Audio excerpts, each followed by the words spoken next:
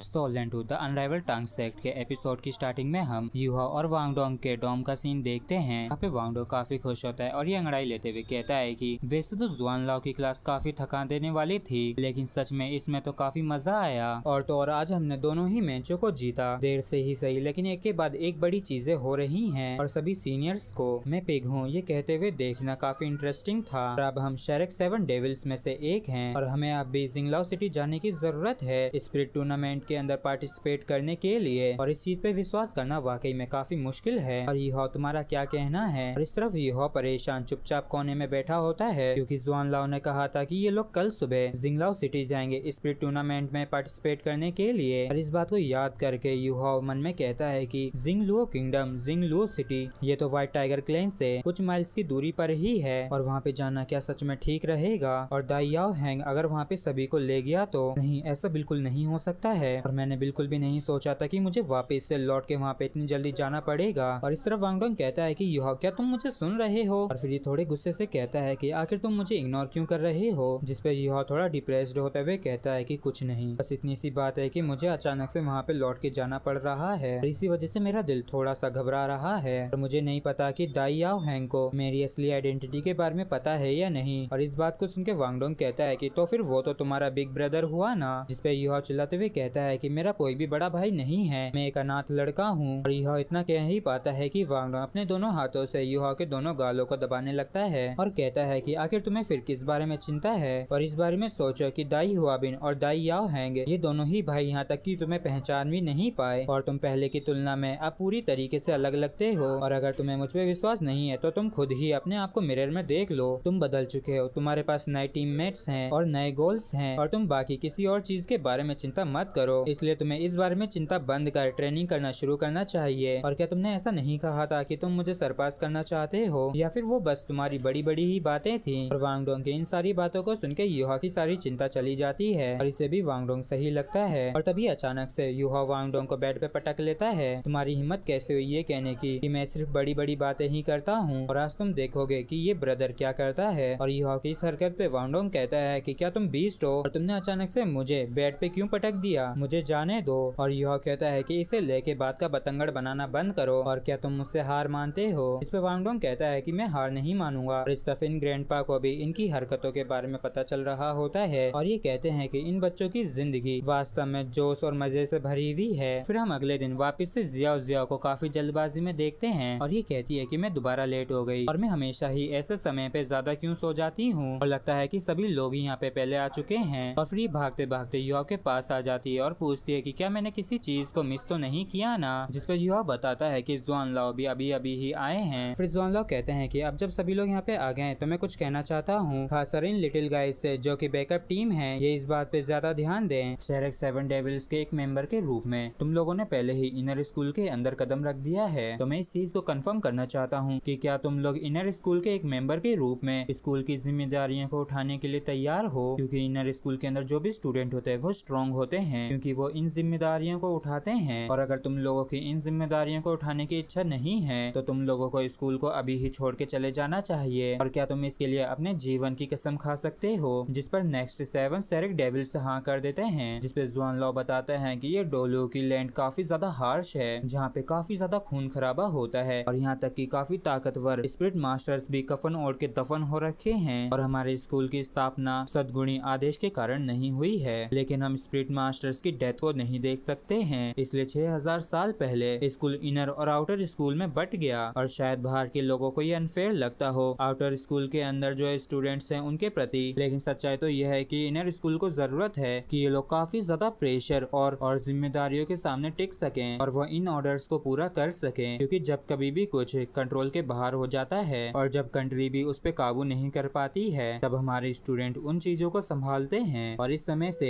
Inner school के जो peoples हैं उन्हें शेरेक एकेडमी के प्रोटेक्टर भी माना जाता है और इसलिए ही इनर सेंचुरी का एक और नाम है जो कि शेरेक गार्डियंस है। और मैं खुद शेरेक गार्डियन का कैप्टन हूँ और इनर सेंचुरी का हर एक पीपल शेरेक गार्डियन का एक मेंबर है और ये शेरेक गार्डियन के रूप में अपनी ट्रेनिंग को कंप्लीट करते हैं। और ये ना सिर्फ पीपल की एबिलिटी और एक्सपीरियंस पे डिपेंड करता है बल्कि हम भी उससे स्पिरिचुअल गाइडेंस प्रोवाइड करवाते हैं। और ना सिर्फ शेरेक एकेडमी को ग्रेट स्ट्रेंथ के साथ वाले स्टूडेंट्स को ट्रेन करवाने की जरूरत है बल्कि उनका भी ध्यान रखने की जरूरत है जो कि इस लैंड को प्रोटेक्ट करते हैं और सभी को सुरक्षा प्रदान करते हैं। और जो कोई भी इनर सेंचुरी से होके गुजरा है वो सभी ही एलाइट इंडिविजुअल्स हैं। और साथ ही साथ तुम लोगों को ये भी समझना चाहिए कि शेरक के प्रोटेक्टर्स के द्वारा जो मिशन लिए जाते हैं वो सभी ही काफी ज्यादा खतरनाक होते हैं, जिसमें तुम लोग कभी भी अपनी जान को खो सकते हो। ऐसे कई स्टूडेंट्स है जो कि ग्रेजुएट भी नहीं हो पाते हैं और वो सभी ही काफी अच्छे बच्चे थे और उन्होंने स्कूल के लिए सब कुछ बलिदान कर दिया और यहाँ तक कि अपनी जिंदगी को भी। और स्कूल हमेशा उन्हें याद रखेगा और इसलिए मैं उम्मीद करता हूँ प्रोटेक्टर ऑफ शेरक का एक मेंबर बनने पर काफी सीरियसली सोचेंगे। और तभी दाई याओ हैंग कहता है कि लिटिल ब्रदर एंड सिस्टर्स, शेरक के एक प्रोटेक्टर के रूप में मैं आप सभी से कुछ कहना चाहता हूँ। यहाँ पे ऐसे अनगिनत लोग हैं जिनकी शेरक के प्रोटेक्टर्स ने रक्षा की है और उनकी मदद कर पाना ही सबसे ज्यादा अच्छा अनुभव है। और मुझे हमेशा से इस बात पे विश्वास रहा है कि हम जो बाकियों की मदद करते हैं उससे हमें भी काफी ज्यादा मदद मिलती है और उस तरीके की फीलिंग की कोई भी चीज जगह नहीं ले सकती है। और शेरक एकेडमी का एक प्रोटेक्टर बनना मेरे जीवन का प्राइड बन गया है। और इनर सेंचुरी के लिए जो लेसन्स हैं वो स्ट्रेंथ, रिस्पॉन्सिबिलिटी और सिंसियरिटी है और मैं उम्मीद करता हूँ कि आप सभी ही उन्हें एक्सपीरियंस कर सकते हैं। और तभी जुआन कहते हैं कि तुम लोगों को अभी के अभी ही आंसर देने की जरूरत है कि क्या तुम लोग गार्डियंस ऑफ शेरक को ज्वाइन करोगे। और इन सारी बातों को सुन के सभी लोग ही जोश से भर उठते हैं और ये सभी ही कहते हैं कि हम ज्वाइन करेंगे। और इस बात को सुन के जुआन लाओ मन में कहते हैं कि ये सभी ही काफी अच्छे बच्चे हैं और फिर ये कहते हैं कि बहुत अच्छे, लगता है कि मैंने बिल्कुल भी गलत लोगों को नहीं चुना। हमारे पास अभी एक मिशन है और इस मिशन को जियाओ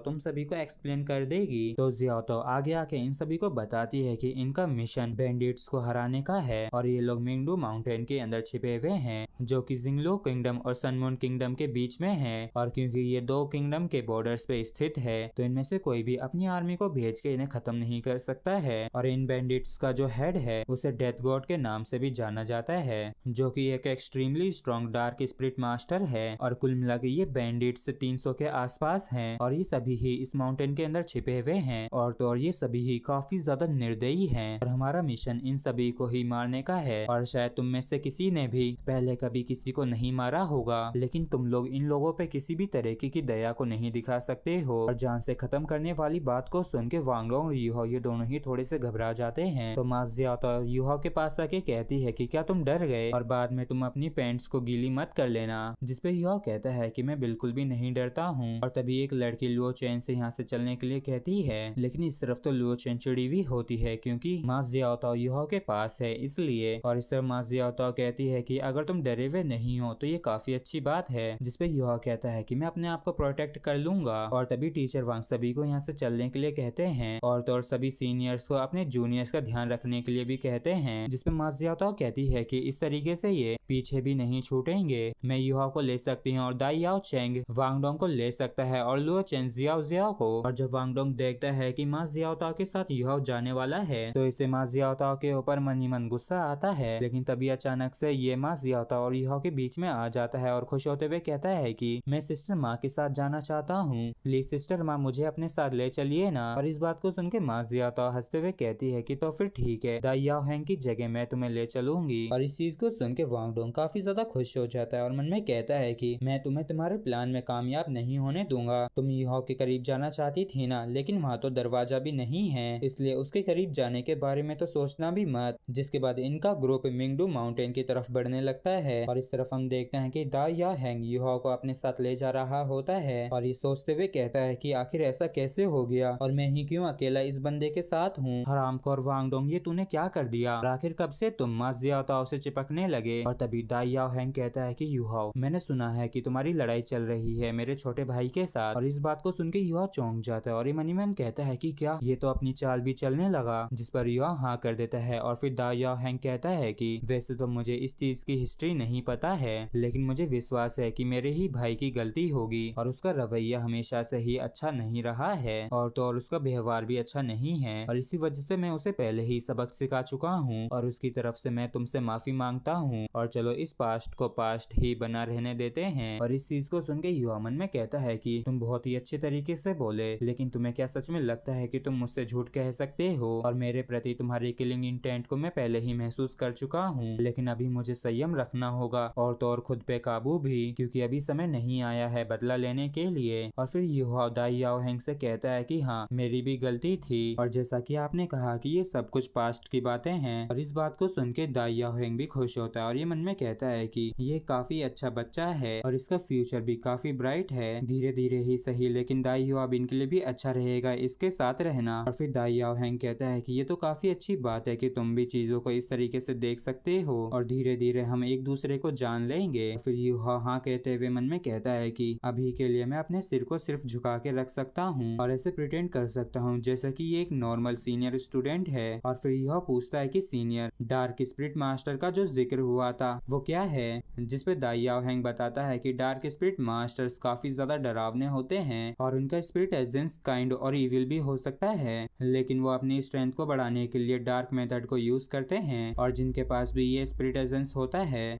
उन पे डार्क स्पिरिट्स काबू कर लेती हैं। और एक बारी जो वो इन चीजों में पड़ गए तो ये डीमन के आगे झुक के डार्क स्पिरिट मास्टर बन जाते हैं। और तो और उनके पास एक डुओलो क्लास डार्क स्पिरिट मास्टर भी है जिसको ब्लड इन्फेंट भी कहते हैं और उसका ट्रेनिंग करवाने का तरीका काफी ज्यादा अनोखा है और इन्हें अपने आप को ट्रेन करने के लिए एक नवजात के अवशेषों की जरूरत पड़ती है। और क्या तुम्हें नहीं लगता है कि ये काम कितना ज्यादा बुरा है? और इस मेथड को यूज करके उन्हें सिर्फ 20 सालों की जरूरत होती है डुओलो क्लास तक पहुँचने के लिए। और उसकी स्ट्रेंथ काफी ज्यादा डरावनी थी और उसने हमारे स्कूल के काफी सारे स्टूडेंट्स और टीचर्स को भी मारा है। और हमारे शेरेक गार्डियन का जो पिछला कैप्टन था उसे 5 सालों का समय लगा इसे हराने के लिए और इस समय तक उसने काफी सारे बच्चों को नुकसान पहुंचा चुका है। और एक बारी जो हमारा सामना डार्क स्पिरिट मास्टर से हो गया तो हमें उन्हें जल्द से जल्द एलिमिनेट करने की जरूरत होगी, नहीं तो हम ही उनका निशाना बन जाएंगे। और ये चीज अच्छे से समझ लो कि डार्क स्पिरिट मास्टर्स हमारे जानी दुश्मन हैं। और दिन ढलते ही ये लोग एक ब्रेक लेते हैं और जुआन लाओ ने यूहा की रोस्टेड फिश के बारे में काफी कुछ सुना होता है, इसलिए सभी लोग ही तुरंत ही इकट्ठे हो जाते हैं।